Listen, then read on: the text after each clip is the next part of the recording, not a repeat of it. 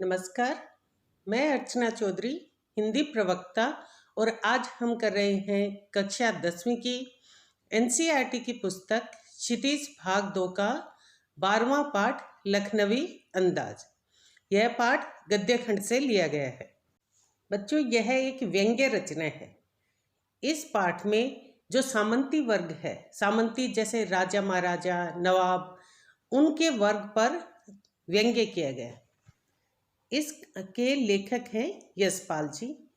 तो उन्होंने बताया है कि अंग्रेजी साम्राज्य के समय नवाब होते थे, परंतु अंग्रेजी साम्राज्य के समापन के साथ ही नवाबों का जो साम्राज्य है उसका भी पतन हो गया, समाप्त हो गए वो भी।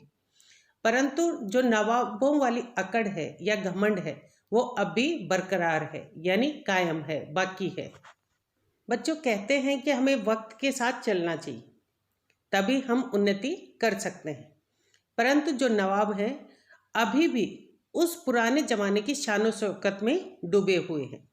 इसीलिए आज उनके पास धन दौलत, रुतबा, दर्जा, पद कुछ नहीं है, बस बाकी है तो उनकी अकड़ या घमंड।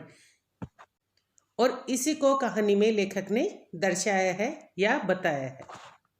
साथ ही बच्चों, क्या हुआ कि यशपाल जी ने एक बार सोचा कि क्या बिना विचार, घटना या कथ्य होता है विषय कि कोई कहानी लिखी जा सकती है। क्योंकि उस समय में जो नई कहानी थी वो इसी प्रकार से लिखी जा रही थी, जिसका कोई कथ्य नहीं था, कोई घटना नहीं होती थी, कोई विषय नहीं होता था, लेकिन फिर भी वो लिखी जाती थी। तो उन्होंने सोचा कि क्या ऐसा संभव है, और वो ये मानते थे कि ऐसा नहीं हो सकता। परंतु इस कहानी के अंत तक उन्होंने स्वयं ये स्वीकार किया कि हाँ, ऐसा हो सकता है। अब नई कहानी क्या है ये मैं कहानी के अंत में बताऊंगी, तो इसलिए वीडियो को अंत तक अवश्य देखें। क्योंकि बच्चों, जब आप ये कहानी पढ़ोगे तो इसमें भी आप देखोगे कि लेखक अचानक ट्रेन के डिब्बे में किसी से मिले और उसी पर उन्होंने यह कहानी लिख दी। तो यह कहानी अपने आप में एक स्वतंत्र रचना है। यह कोई विशेष घटना नहीं थी जिस पर कहानी लिखी जा सके, परंतु फिर भी यह एक उद्देश्यपूर्ण कहानी या व्यंग्य रचना बन गई। तो बच्चों, यह कहानी एक व्यंग्य रचना है जो झूठी शान शौकत या दिखावे के पीछे भागते हुए नवाबों पर व्यंग्य करती है। तो लखनवी अंदाज, लखनवी मतलब लखनऊ के जो नवाब थे उनका जो अंदाज है, उनका जो तरीका है, जो उनके शान शौकत है, अकड़ है, उसी पर यह व्यंग्य किया गया है। तो शुरू करते हैं कहानी लखनवी अंदाज। एक बार लेखक नई कहानी के बारे में सोचना चाहते थे, तो उन्होंने ट्रेन का 2nd क्लास का डिब्बा ले लिया। बच्चों, पहले ट्रेन में 3 क्लास हुआ करते थे, यानी 3 क्लास के डिब्बे होते थे, 1st क्लास, 2nd क्लास और 3rd क्लास। तो 1st क्लास का किराया सबसे ज़्यादा होता था, 2nd का उससे कम और 3rd का सबसे कम। तो जो भी व्यक्ति पास जाते थे तो वो अक्सर 3rd क्लास की टिकट लेते थे। तो लेखक कम दूरी पर जा रहे थे तो वो चाहते तो 3rd क्लास का डिब्बा ले सकते थे, परंतु लेखक कहानी के बारे में सोचना चाहते थे कि किस विषय पर कहानी लिखी जाए। तो यही सोच करके उन्होंने 2nd क्लास का डिब्बा लिया, क्योंकि 2nd क्लास में एकांत मिल जाता है, और जबकि 3rd क्लास में बहुत ज़्यादा भीड़ होती थी। और वैसे तो 2nd क्लास के डिब्बे में आराम से बैठकर जाओ तो पैसे ज़्यादा लगते हैं, परंतु लेखक ने सोचा कि ज़्यादा दूर तो जाना नहीं है तो पैसे भी कम लगेंगे। तो इस प्रकार उन्हें ये लगा कि पैसे भी कम लग रहे हैं और कहानी के विषय के बारे में भी वो सोच पाएंगे और खिड़की से प्रकृति की सुंदरता का भी आनंद ले पाएंगे। यही सोच करके उन्होंने 2nd क्लास के डिब्बे की टिकट ले ली। अब बच्चों, पहले रिजर्वेशन वगैरह नहीं होता था, तो जैसे ही ट्रेन चलने लगी लेखक ने 2nd क्लास का एक छोटा सा डिब्बा देखा, तो उन्हें लगा छोटा है तो खाली भी होगा, तो वे दौड़कर उसमें चढ़ गए। परंतु जैसा उन्होंने सोचा था कि डिब्बा खाली होगा, वैसा कुछ नहीं था। डिब्बे में पहले से ही एक नवाब साहब पालथी मारकर बैठे थे। उनके सामने सीट पर एक तौलिया बिछा हुआ था और तौलिए पर 2 ताजे और चिकने यानी बहुत ही ज़्यादा सुंदर और अच्छे से साफ सुथरे और धुले हुए खीरे रखे हुए थे।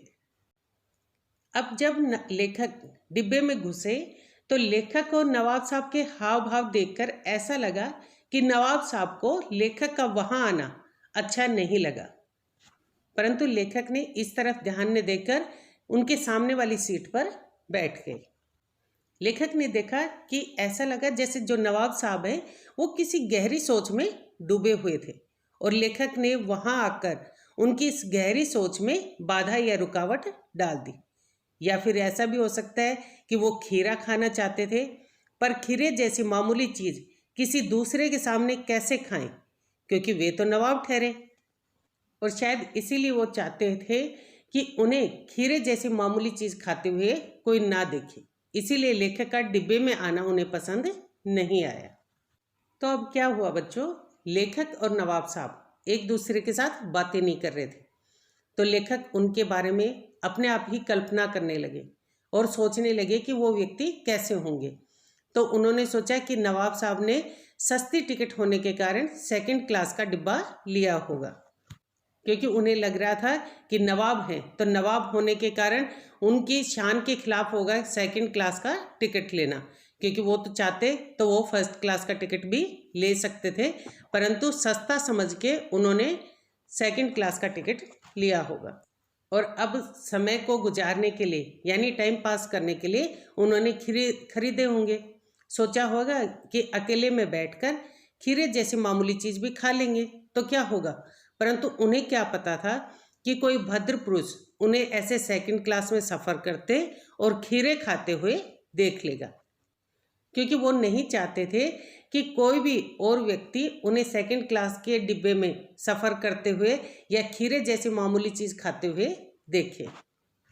तो बच्चों यहाँ वही बात है कि वो नवाब थे और उनमें इस बात का घमंड था नवाब होने का, तो इसीलिए वो छोटी चीज़ों का इस्तेमाल करना अपनी शान के खिलाफ समझते थे।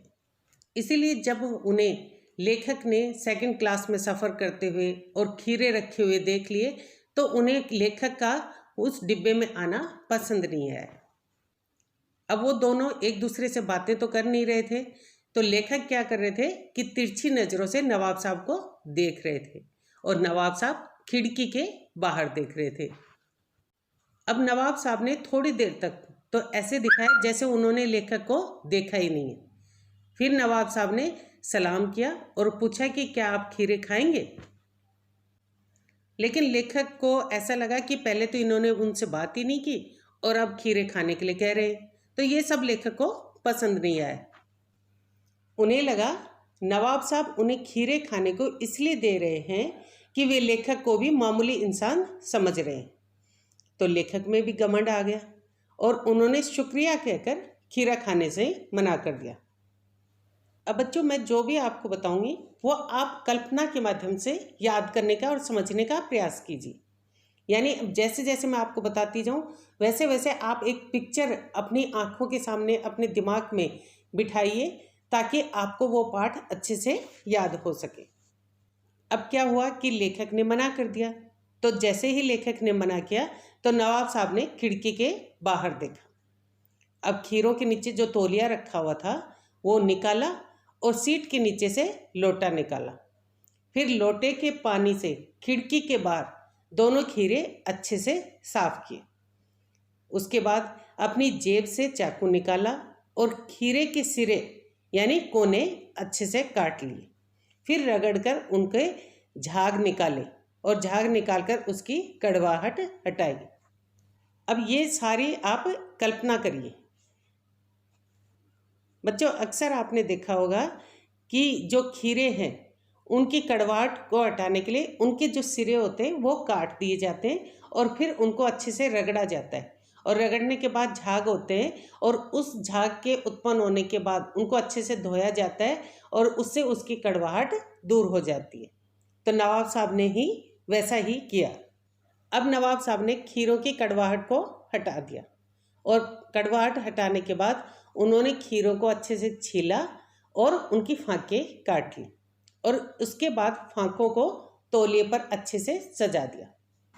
बच्चों लेखक ये बताते हैं कि जो लखनऊ स्टेशन है उस पर जो खीरे बेचने वाले हैं वो खीरे को और भी अधिक स्वादिष्ट बनाकर बेचते हैं। तो उसको स्वादिष्ट बनाने के लिए वो क्या करते हैं कि जीरा मिला हुआ नमक और लाल मिर्च उस पर बुरक देते हैं, जिससे वो खीरा और अधिक टेस्टी हो जाता है या स्वादिष्ट हो जाता है।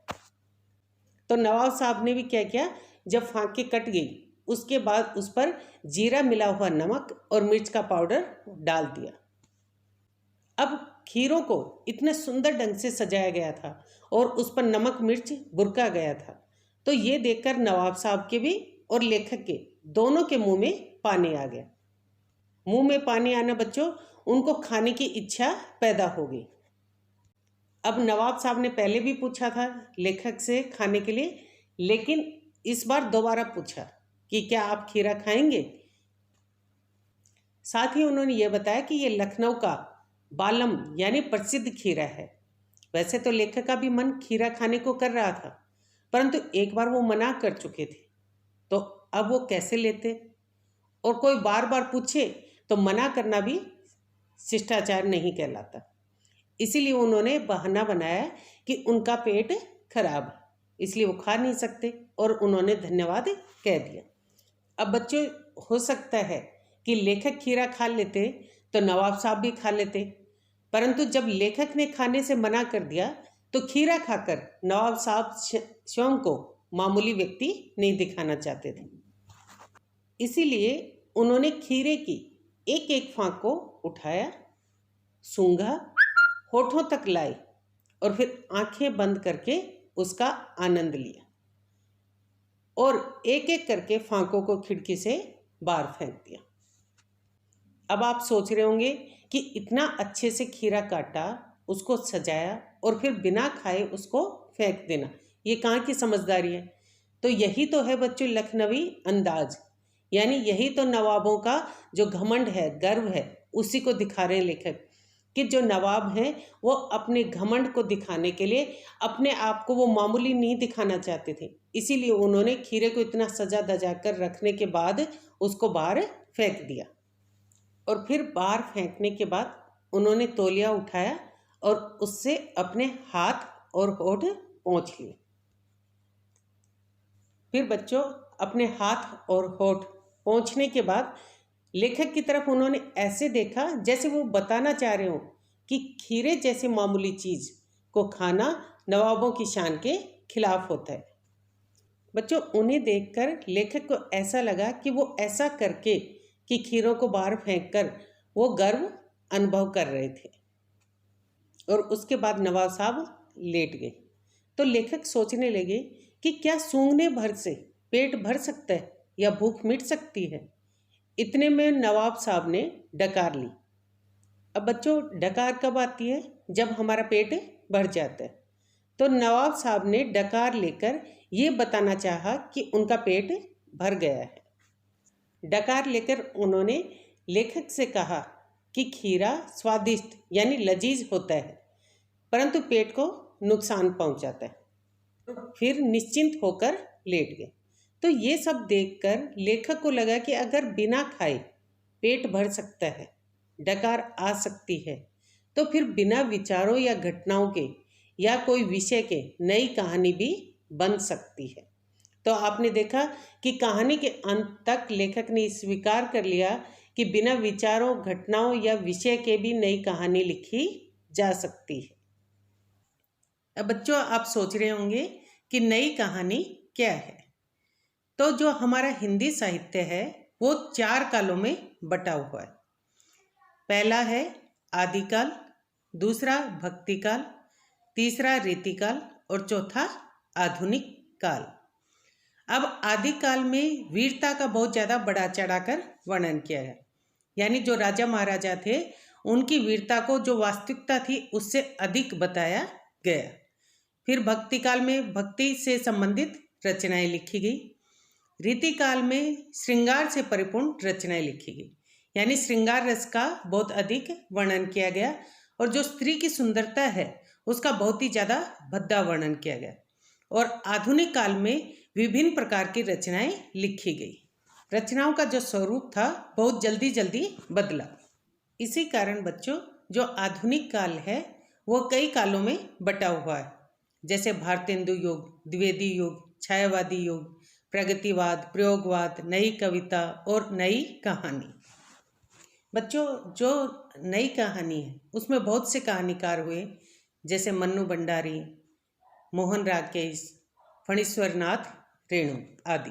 तो इस काल में यथार्थ यानी वास्तविकता से संबंधित जो कहानियाँ लिखी गई और नए नए विषय चुने गए, जिनका कोई भी कथ्य, विषय या विचार या घटना नहीं होती थी। ये जो नए कहानीकार थे वो ये मानते थे कि बिना कथ्य यानी बिना विषय के भी कहानी लिखी जा सकती है। सिर्फ जो रचनाकार है वो अपनी सोच से भी कहानियाँ लिख सकता है।